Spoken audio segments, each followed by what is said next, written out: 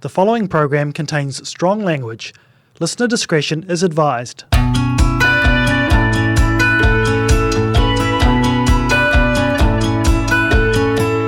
Kia ora, I'm Claire Finlayson, Program Director of the Dunedin Writers and Readers Festival.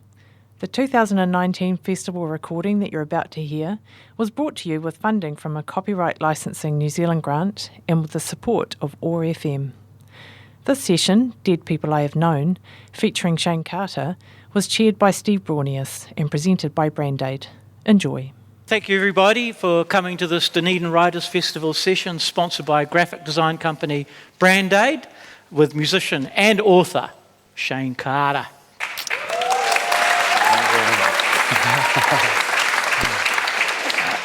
My name is Steve Braunias, and may I just remind you to please make sure your cell phones are off during this next hour that we have together. There'll be a time a little later on for questions from you lot, and after that Shayne will be available to sign copies of his fantastic memoir, Dead People I've Known, at the UBS bookstore outside in there for you. You will note that he will sign them with his left hand, and that's an immediate clue that we're dealing with someone different here, someone maybe a bit special, someone who might even be thought of as a lifelong misfit. I think some of those things about Shayne, but mainly I just think of Shayne as a dear friend. I love Shayne, but I wish to take this opportunity to dispute his account in his memoir of the first time that we met. He claims that I thought to myself, yuck, there's Shayne Carter. I have never said yuck in my life. I thought to myself, ugh, there's Shayne Carter. Yuck is mild, expresses the kind of fear that Shayne long inspired in many people during his long reign as the sneering king of New Zealand rock music. Shayne spoke his mind. Shayne was cutting. Shayne was honest. All those qualities are evident in Dead People I Have Known. It's an amazing book. Fragile and abrasive, with lots of LOLs on either side of the centre of the book, which goes quiet when it tells of a tragic death. It's a record of a lifetime in music and the search for ecstasy and a refusal to compromise. It's a story very much about Dunedin. I got to know Shayne when he lived in Auckland, and he never once belonged there. He belongs here, the boy from Brockville with his crushes on Virginia Carroll and Marilyn Kenton and Vicky Murray. Brockville smelt of stew, he writes. It was the first to get the snow. Its park offered a slide that didn't slide and a creaking roundabout. Young men with half moustaches fixed cars that sat like broken shells on front lawns. Shayne's chapters on growing up here stand up among the best writing about childhood and place ever written in New Zealand, and they set the tone for this lyrical, brooding self-portrait. Shayne, born 1964, last worked full-time at Radio 4XO in 1984, wrote the classic song She Speeds in 1987, recorded the classic album I Believe You're a Star in 2001, was artist in residence in Bangkok in 2018, and in 2019, right here, right now on this stage, please give a warm homecoming welcome to proud Dunedin resident Shayne Carter.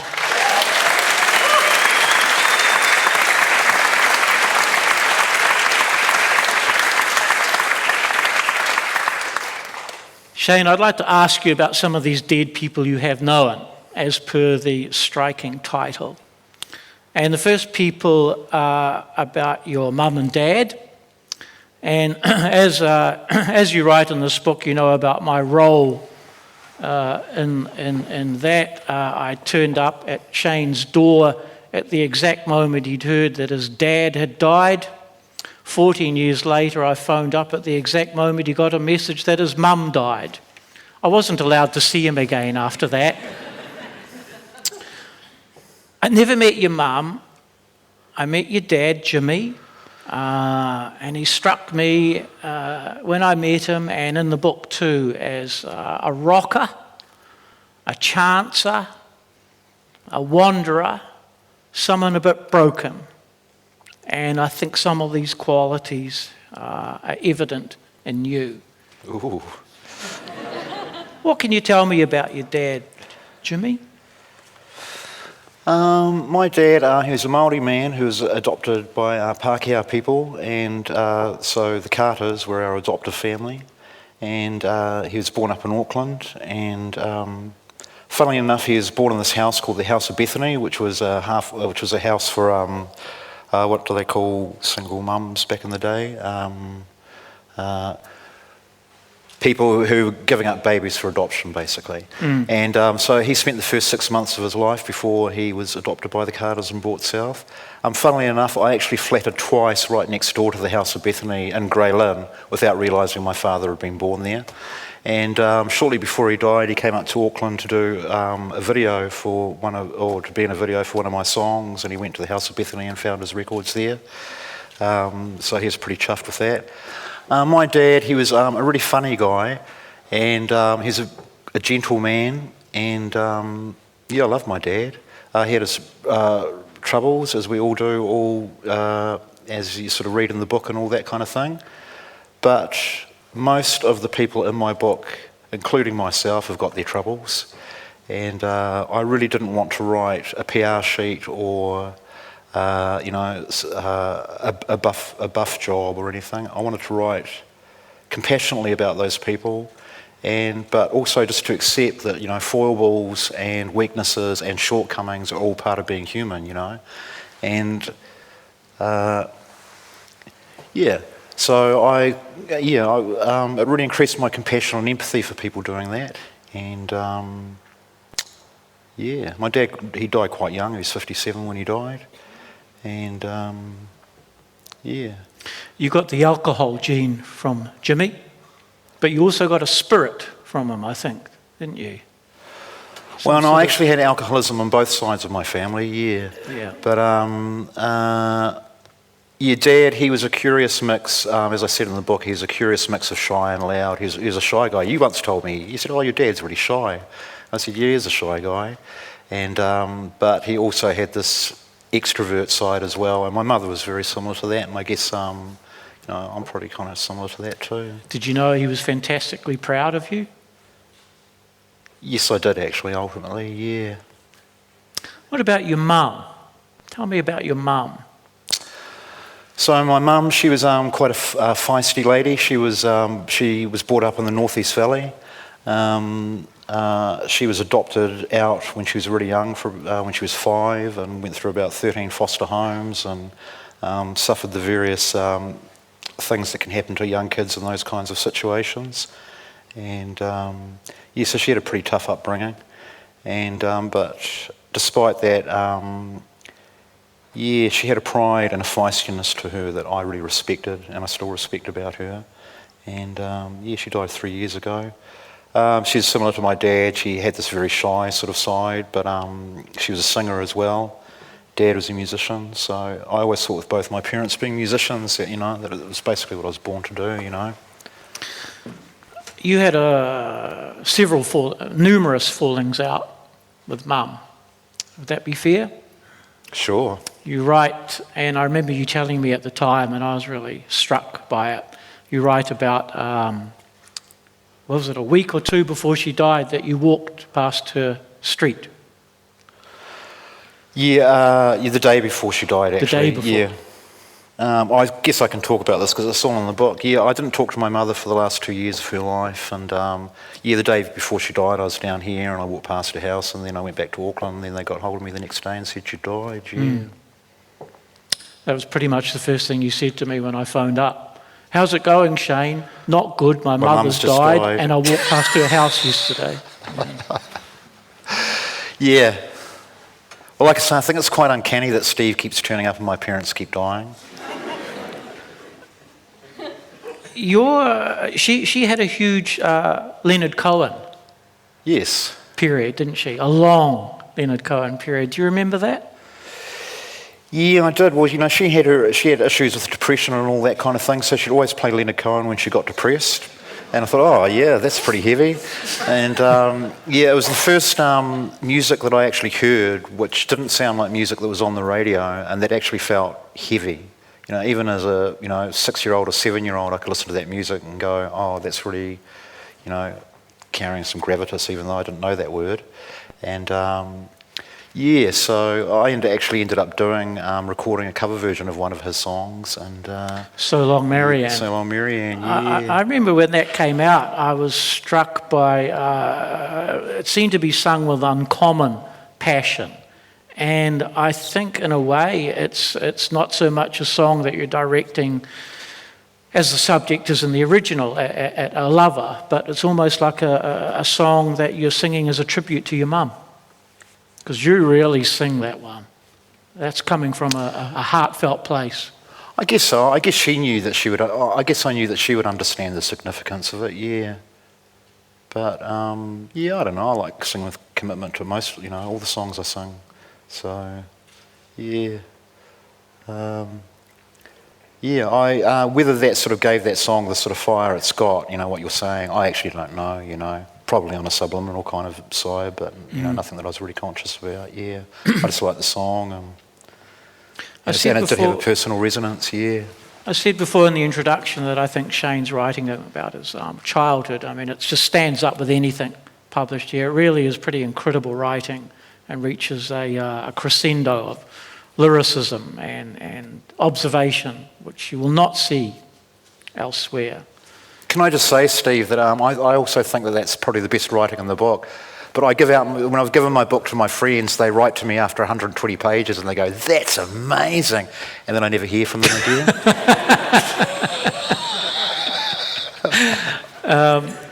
One of the great things about it is that, you're talking about your mum and dad. These are the influences that go into you as a musician.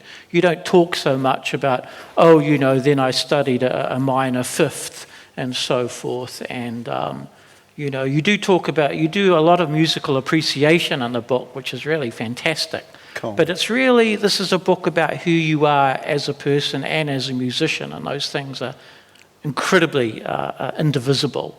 And I think a lot of this is coming from your childhood, and you write about it with such intensity. I think that might have surprised you, is that right? The way that you wrote about that? Yeah, well, I had no plan, as far as what I was going to, I had no plan for any tone or what I was going to write or anything like that.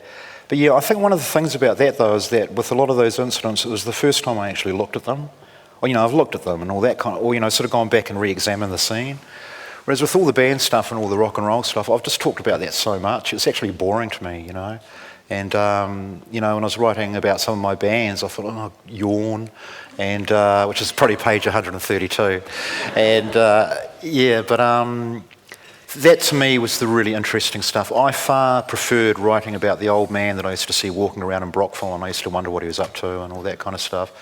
That to me was way more interesting than writing about being on a record label with my band, And, but with the book, I think, what I kind of wanted to do by doing a sort of warts and all kind of thing is just kind of show what it's like to be an artist in this country, actually, and where you come from and the things that shape you and what you're actually thinking, And, being an artist is so often seen as the sort of, non-legitimate thing to do, The old, when are you going to get a real job school, that's just been around forever, And, but I've got no problems with the validity of it because it's way more valid than a lot of real jobs. And I have no idea what I was talking about. Well, you write about people who don't seem to get featured in the literature in this country. Yes. And it's almost like, why not? Yes, that's what I thought too. Yeah. And a lot of these people are now dead. Yeah. And some people out here might know one or two of these names, so I'd like to ask you about a guy who just sounds incredible, often naked, called Kerry Hibbert.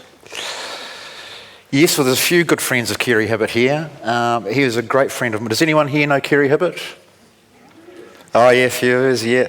Of course. And, he was a great friend, quite an outrageous character. Very outrageous character, actually. And I took great joy in recounting some of his more outrageous things, but he's a beautiful man. And What happened to him? he died. He killed himself, and a few years ago now. And yeah, but he was a singer in a band here as well. He was actually the singer of Our Enemy, which was the band from Otago Boys High School, and we started at Kaikorai College, right? And so we really didn't like static. And yeah, so I met Kerry and through a mutual friend at a telethon event at our school. And so I was right up for it when I met him, and I said, "Oh, what do you think about the Sex Pistols?" And he said, "Oh yes, they're one of the most important bands of the last 20 years." So he cut me off at the pass, and then then someone else told me that he made his nose bleed at gigs, and I thought, oh, well, he's actually quite cool, even though his band sucks. And but the thing is, I'd never actually seen his band, and I'd never heard them. So, but yeah, he turned out to be a great friend. Yeah.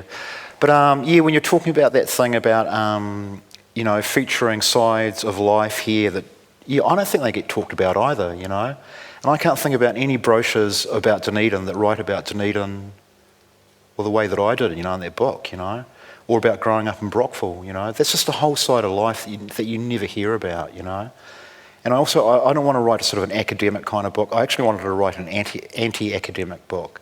And that it was visceral, and that it really got down into the down and dirty, and quite often the down and dirty about me, and the down and dirty about my friends, and just about life in this country, And I just do think that it's a side that hasn't actually been given much voice, I can't actually think of that many. Look, maybe I don't read enough New Zealand literature or see enough New Zealand films, but I can't see that many things that actually give a voice to I don't know, sort of the working class side of life in New Zealand and the struggles that go on out there, the epic battles that go on out there that you never read about in fucking Metro magazine. And so I wanted to give voice to those people, and while I talk about their, where they screwed up, but there's also littered all through that as well as just sort of these acts of heroism, everyday heroism, that I really admire and respect, and that I wanted to give voice to that too. I just wanted to acknowledge the lives that are going on out there, like my life, and of a lot of the people I grew up with, and that don't really get acknowledged that much, yeah. Another dead person who you don't name in the book is a guy who reviewed some kind of chaotic show by Kerry Hibbert. Oh yeah, Trash Hotel. Did anyone go to Trash Hotel? Yeah. And he took his own life with and you talk about his kind of suicide note with incredible instruction to his children. Can you quote that? Oh, it said, "Please don't smoke." Yeah. What was he like? He was a real individual and a really cool guy, and not afraid to be an individual. I think that's one thing that comes through in my books too, is that there's a lot of people who are unafraid to be original, and that is actually quite anti the Kiwi ethos, I reckon. I find in this country a lot of people don't like, that whole thing of not sticking your head up for fear of being bayed down by the crowd. The whole "you're not that good," insinuation behind a lot of New Zealand comments about each other, and. But yeah, I found in my life, unfortunately, a lot of them have died, possibly for that reason, and that they were adventurous sort of people who went out on the wire. But they were really original people and cool people, and like I say, they weren't afraid to be different. And I think in such a straight-laced society, the way that conservative side of our society, those people were really necessary to bring the colour and also to make you feel less alone in your own thing, It's easy to feel like an outsider in New Zealand, and so it was great to sort of find these other outsider characters and form a community, which we weren't outside, that we're actually part of.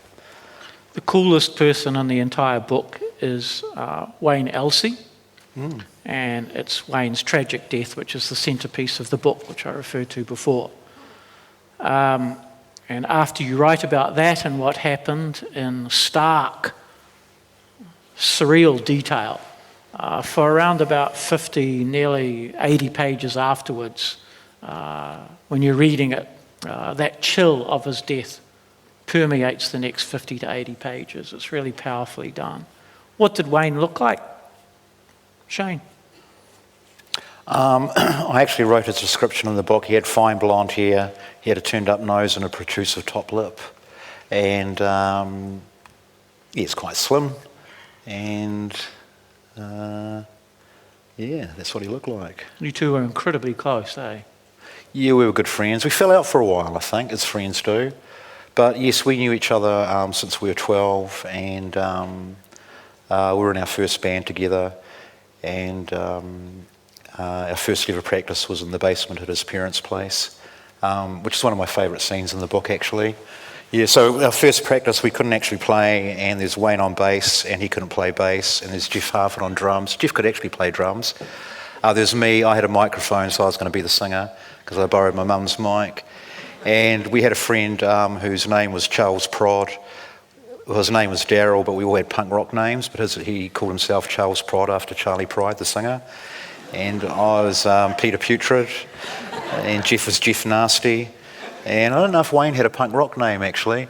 But yeah, so we started jamming on the song, and it was about remedial workshops, because that was the most punk thing I could think about writing about. And how was it that you got the microphone? Because Mum had one at home, so... How was it, though, that you stepped up as the singer? Because I'd started writing lyrics. I saw the Sex Pistols on TV, and then I just started writing punk rock lyrics about workshops and the Queen and society and how they're trying to keep us down, which they still are. And yeah, so I started writing these lyrics, but I didn't actually have any music. So when these guys, and Mum had a microphone because she was a singer. So yeah, so our first ever performance was actually a cappella at Tautuku, the recreational camp in South Otago, and we did it a cappella and threw sausages at the audience. And foamed toothpaste out of our mouths and vomited Weet-Bix because we thought that's what punk rock was. And sung a song about the society called Mentally Dearranged. And yeah, so this first practice in Wayne's garage, that was our first attempt at legitimate musical expression, which we were incapable of.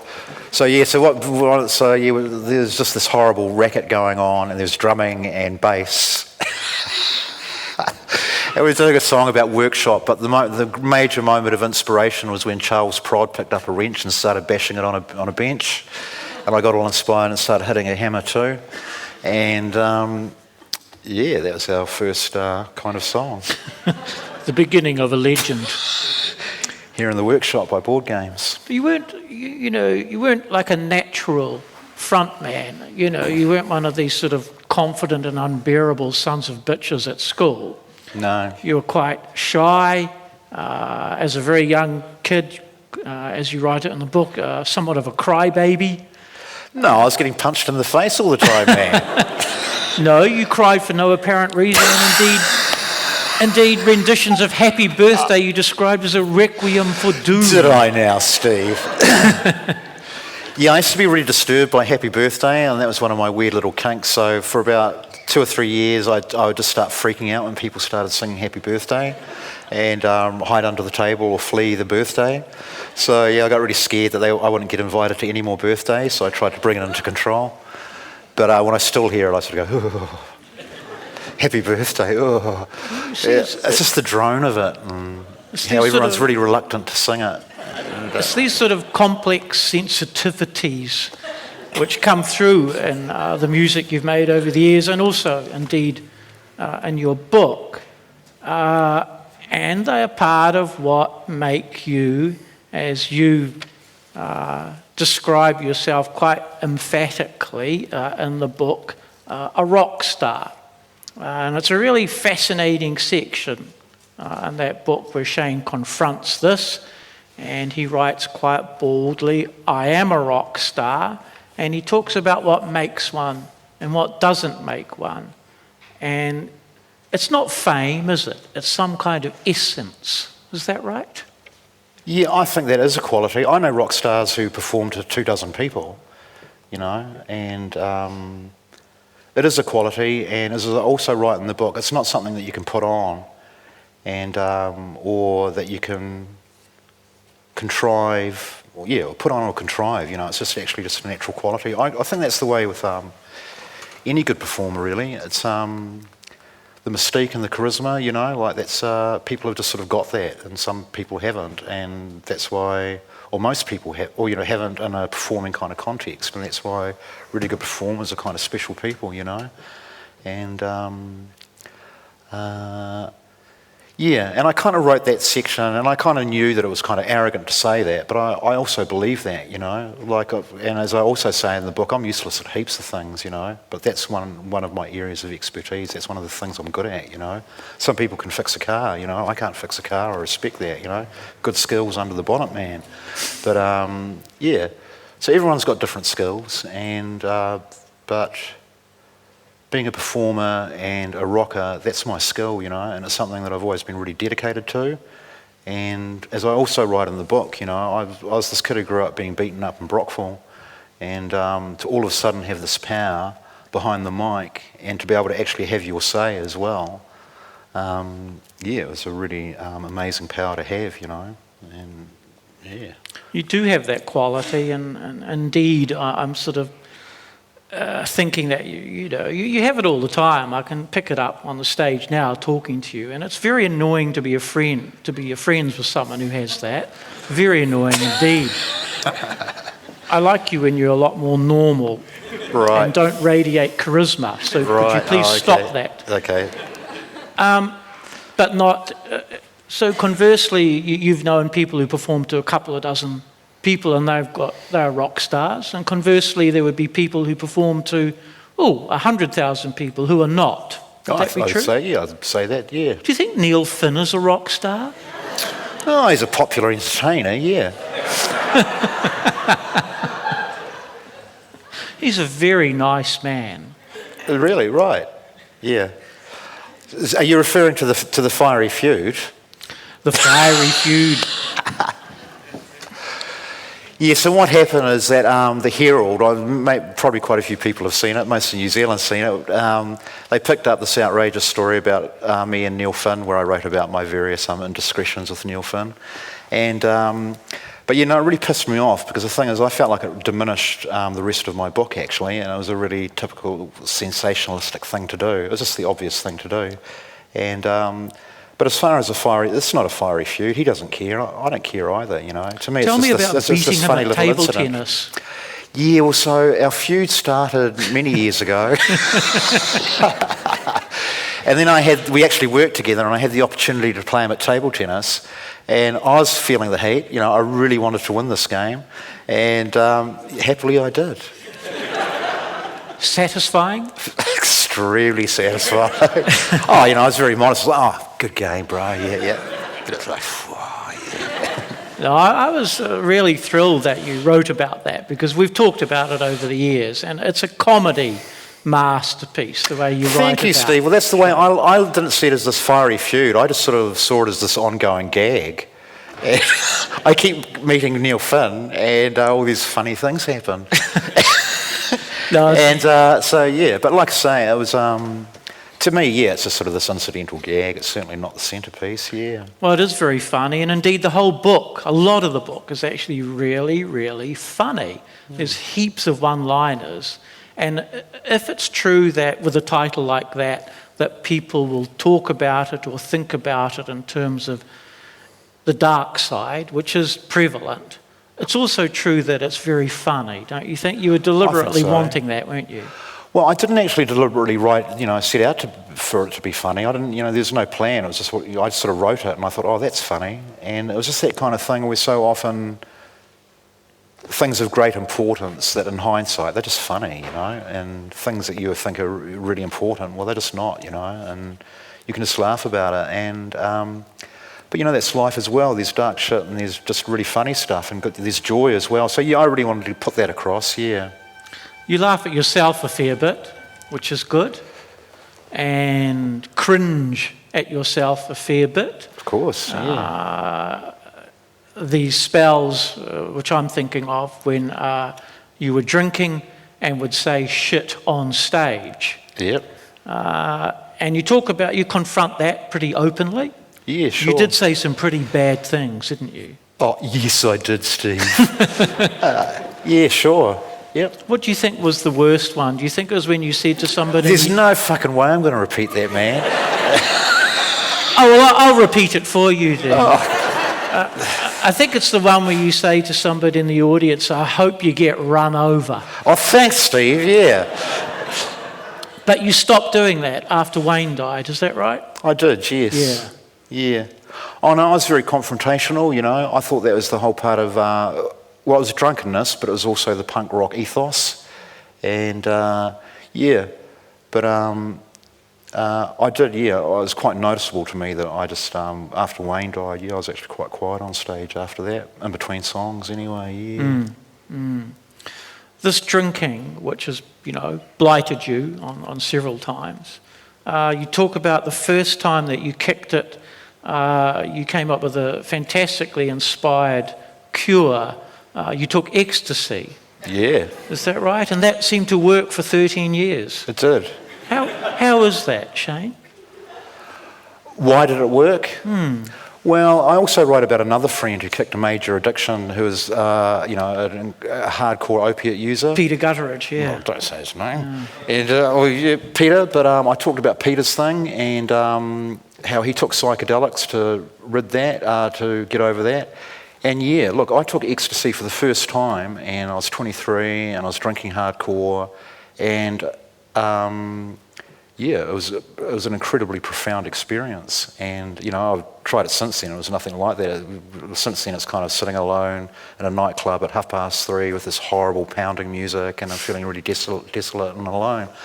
But that first time was amazing, and yeah, it totally turned me around, and those feelings of sort of positivity and stuff that it engenders, well, I think in some way that was the first time I'd ever actually felt those feelings, to that degree anyway. And I also write in the book how I believe with psychedelics and stuff like that,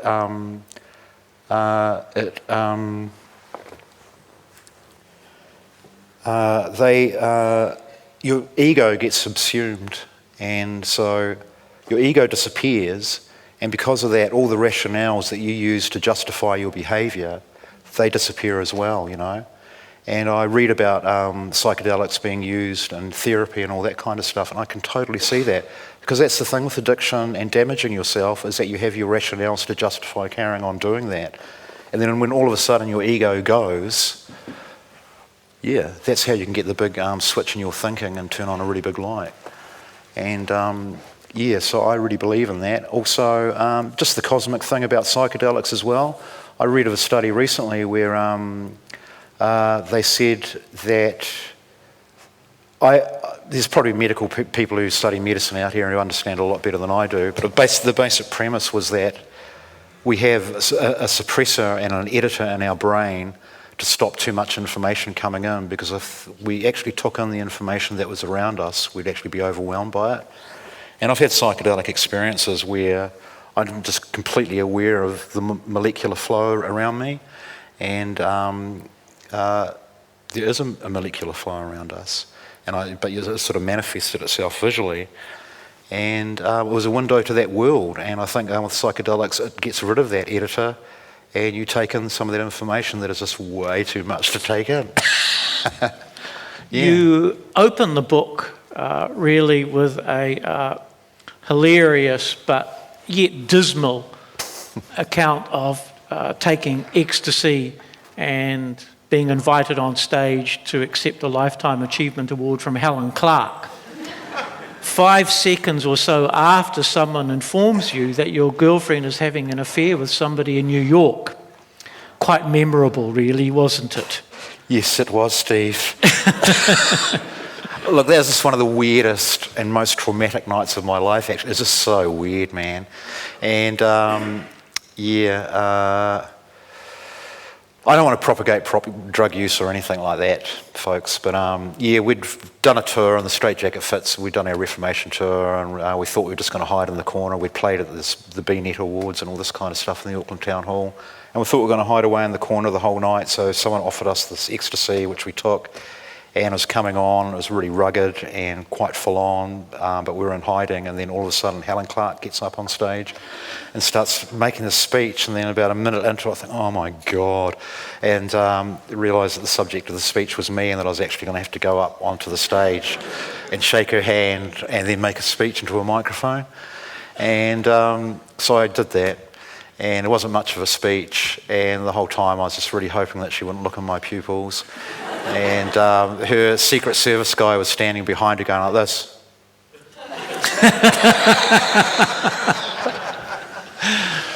So yeah, there's other weird things happened that night, and yeah, it was really weird. But the background of it, of being told this revelation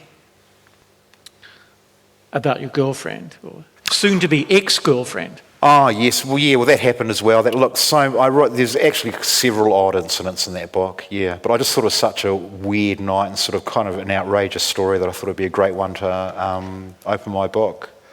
But I also thought one thing about that story too was just about the whole thing of just being slightly askew with the rest of the world, and I thought that was sort of set up a lot of the themes in the book as well. It's a hell of a cruel way to find out, wasn't it, about that woman? You know, this woman came up and told me, oh, your girlfriend's having an affair in New York, did you know that? And I was like, no, and then she asked me for my number. Why did she tell you that? Well, I don't know, she asked me for my number, I don't know. So. I have to say that, and the book details it with some feeling, that I've really never known anybody, Shayne, who has been so sort of consistently, almost professionally, heartbroken as you. And but that's because you hear it from me, Steve, and you know, so it's always my self-pity and oh, mate, you won't know, guess what's going on. But you know, that's my story, and you know. I'm sure there's other people that you know that I've been involved with who have been hurt, and yeah, I guess that's their story. Again, it's something you don't shy away from, though. What's that? Heartbreak. It's part of life, man. Yeah. You know, that's one of the most strongest feelings you can get. You know, it's probably second to death as far as grief goes, eh? Yeah. It also inspired a lot of my music, and you know, I write about the people I've been with and the relationships I've had. You know, they're the people who make me feel, and so they're the people that I've written music about as well. Evil and War, when he's writing in Brideshead Revisited, his narrator says very near the beginning of the book that the theme of the novel is memory. I think the theme of your memoir actually is love. It's a kind of a love story, lots of broken love, damaged love, mum and dad, your love life, and also these dead people you have known. You're right. Oh, cheers, Steve. Thank you. I think that's a compliment. It's a really substantial and beautiful book, and you write very early on, and this is almost like your first brush. It wasn't with death, but it was with tragedy, and the guy who dived into the river up in the Alexandra when you were a kid and was paralysed. And you see later on in a newspaper, many years later, it's the same guy. He was a kid then, and you find out he's an adult and he's been paralysed, and you stare at his photograph many, many years later, and you write, and this is sort of indicative of the kind of writing that Shayne has throughout this book, really thoughtful.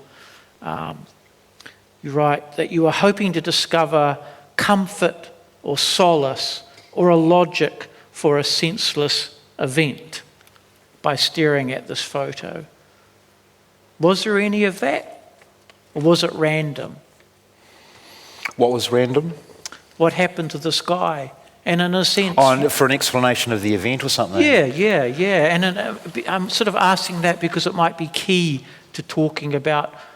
That's a lot of dead people you have known. It is a hell of a lot. It is a lot more than I have known. It is a lot more than most people have known. Well, so this experience, is there a sense in it? Is there a logic in it? What's it about, Shayne? Are you talking about the incident with the man in the river? Well, that gives rise to the question. No, I think with describing that incident was so I was 6, and this guy, he was getting around with us because he was, we had this teenage girl with us, and they was kind of, having a summer romance at the Alexandra motor camp. But he dived into a swimming hole. We were going swimming, and it was muddy, and it turned out that it was about a foot deep or something, and he got paralysed. Yeah, no, that to me was the first incident where the randomness of life became really unfair things happening to people, and how there are no scales of justice to decree what is fair and what isn't fair. That is the randomness of life. So I guess that's coming up. That comes in through all the book because as you say, there's dead people in it, and some of them died really unfairly and didn't get to have the life that they deserved. But that's life and death as well. And a lot of people have said to me, so many dead people, and I was kind of surprised by that because I thought, well, people die every day and we're all going to die and it's happening all around us and it's just a part of life, And people saying, the dead people I have known as sort of, this sort of confronting title. Well, to me it's not, it's just, it's the way it is. And yeah. You've lived to tell this tale. You're not one of these dead people. Do you think you have some kind of resilience, Shayne? Is that a quality that you recognise in yourself? Yes, I do think I've got resilience, yeah, sure. You've got to, I guess anyone has to have resilience to keep going. And I think, I have, I've got backbone, I was talking about my mother earlier, she had backbone, and that was a good example that she set to me. Don't back down, keep coming back, and it's a don't let the bastards wear you down. It's a continual struggle to be an artist, isn't it? It is, yeah. Yeah. I think that was another thing I wanted to write in my book as well. So many people say, "Oh, I can't believe that you've got no money." I go, "Yeah, I can't believe it either," and yeah.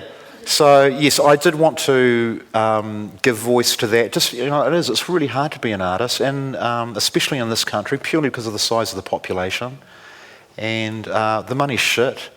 And but I also realise that is part of the trade-off of being an artist. And there's been geniuses who die paupers, and that's just them's the breaks, but they didn't have a nice house, but they've got this incredible work that lives on, centuries later and resonates and connects with other people.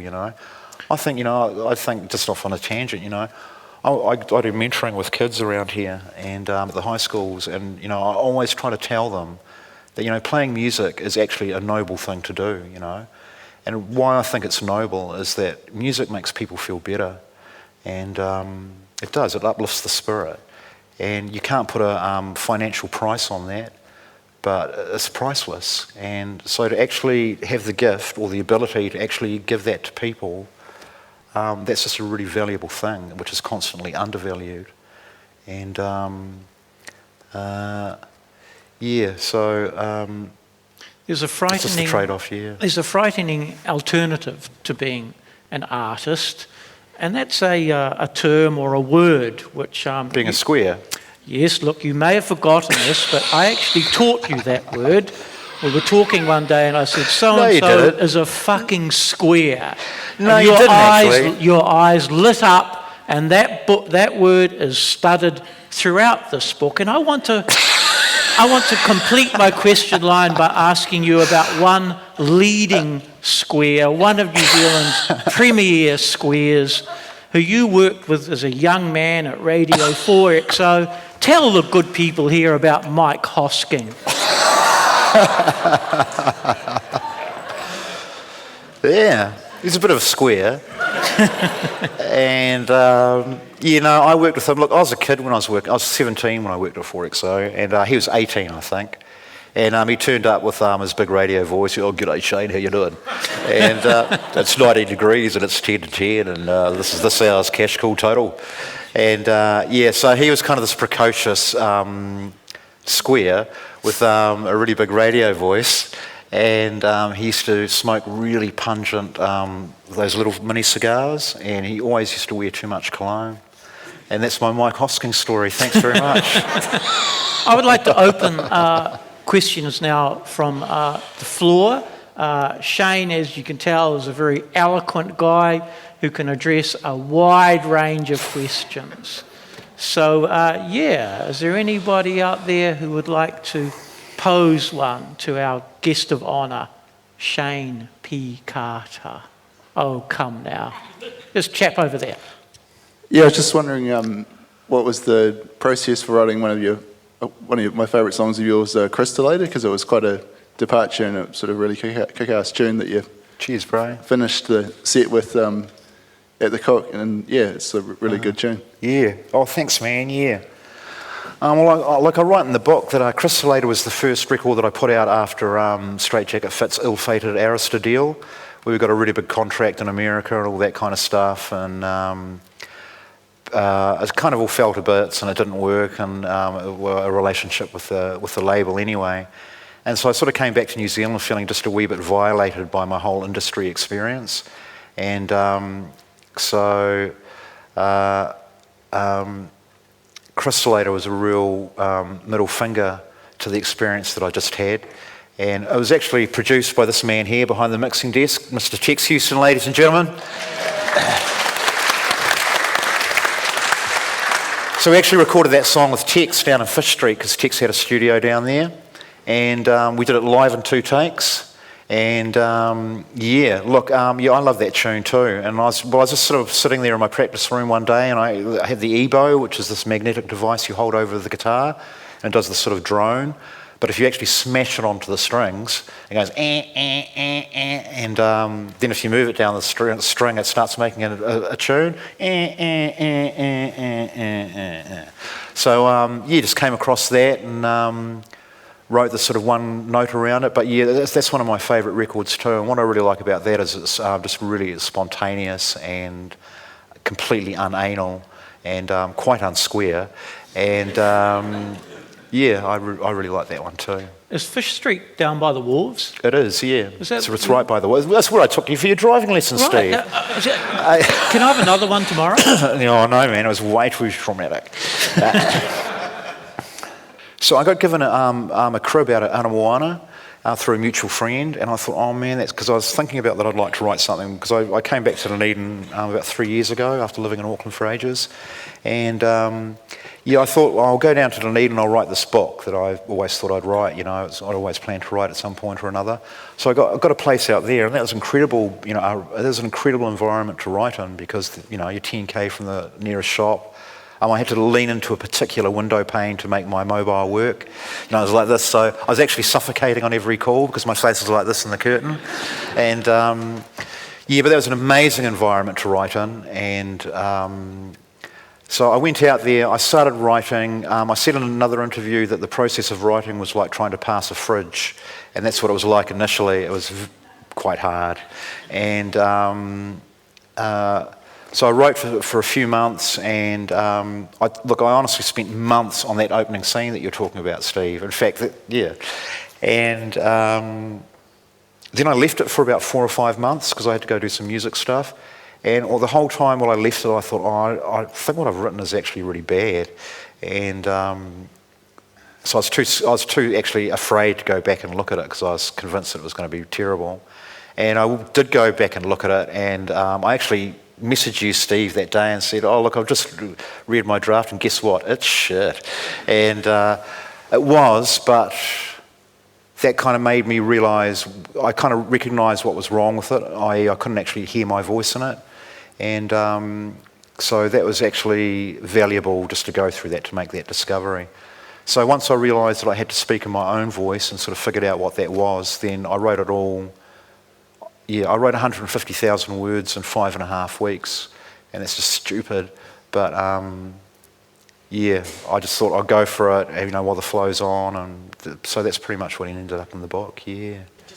I did sleep, but it was just really 16-hour days, just writing hard out and all that kind of stuff. But I think the actual, as I was saying before, the first 120 pages, which people really like, but I think that is the strongest bit of the book, and that's where I really thought about it. I thought about all of it, but I really went deeply into that and wrote it wrong, but then went back and wrote it right. I think in the second half of the book, it's more about sort of my rock experiences and sort of more chronological, not so impressionistic or something. And but then again, that's valid too, because that was a story that I felt like I had to tell. And I just wondered if you got any useful help from your editor when you were writing. Yes, I did. So I wrote the book for about 1.5 years, and I didn't actually show it to anybody. And the first draft I sent to Steve, because he's my mate, and I really respect Steve as a writer. And he gave me really golden advice, actually. Like, the first thing I sent him was this 150,000 sprawling mess kind of thing. So he gave me great advice. I sort of went back and kept working on it. Then I sent another draft to my editor, to the person who ended up being my editor, who is Ashley Young, just back there. Good on you, Ashley. And she'll love that, yeah. Oh, Ashley, do you want to stand up? And that was also when it was in its sprawling stage. She was great. She gave me some really nice feedback as well. And then I had to decide who I was going to go with as far as publishers go. And I had a couple of offers. And funnily enough, the only other publishing company I was seriously considering going with, they said, look, you've got to take, they said there's quite a bit of stuff that needs to go out. For instance, maybe we can get rid of some of the Neil Finn stuff. And I was like, no way, man. And so VUP didn't say that, so that's why I went with VUP. But I also knew that Ashley would be my editor, and I'm a fan of her writing. She's written some beautiful stuff, and I thought, oh man, if I hook up with Ashley, well, it's going to be a really good book. And yeah, she was gold. And Ashley was quite a smooth ride through the editing process, wasn't it? Yeah, we just didn't, it was all really good. She challenged me on some stuff, which I thought was good, And the points she made were really pertinent. And I think with Ashley and Steve, I felt really, I wouldn't say privileged, but it was really good to, I don't know, I just felt like I had a really talented and well-intended and, really great team, sort of support team with those people, yeah. We've got time for one more question. There's a hand over there. Just speaking of teams, I'm just wondering about your football team. Have you got anyone you're playing with at the moment? Look, my football, I played football all my life. I couldn't actually find it. It's the only thing I miss about Auckland is my football buddies. And the beautiful thing about Auckland is that people from all, it's quite a cosmopolitan place. So, you play with African people and Argentinian people, and it's really beautiful being able to play that game with people that you can't necessarily talk the same language to, but you talk the same language with the ball. Love it. But I haven't actually found a team down here. Bro, I just don't know if I can be bothered going along saying, oh, can I be your friend? Can I play? And yeah. Which is basically the way it goes with football, right? Can I be your friend? Can we play? Yeah. Shayne Carter will be signing books at the UBS stall at the cessation of this, which is in a minute. I more than commend or recommend this book. I had a text from a mutual friend just earlier today who was also a writer who had got to about page 150 of Shayne's book, and his sentiment was uncannily parallel to my feeling when I began reading this book, and that was, oh, why fucking bother writing when this guy is so much better than us? It's really an incredibly sustained and beautiful piece of writing at the beginning of the book, and then the narrative takes over and you enter the musical world of Straitjacket Fits and Dimmer, the tragedy of Wayne Elsie's death, and much, much else. Ladies and gentlemen, please thank Shayne Carter. Oh, good idea. This Dunedin Writers and Readers Festival recording was brought to you with funding from a Copyright Licensing New Zealand grant and with the support of OAR FM. The festival receives help from many corners, but we'd like to give special thanks to our major funders, Creative New Zealand, the Dunedin City Council, the Otago Community Trust and the Lion Foundation.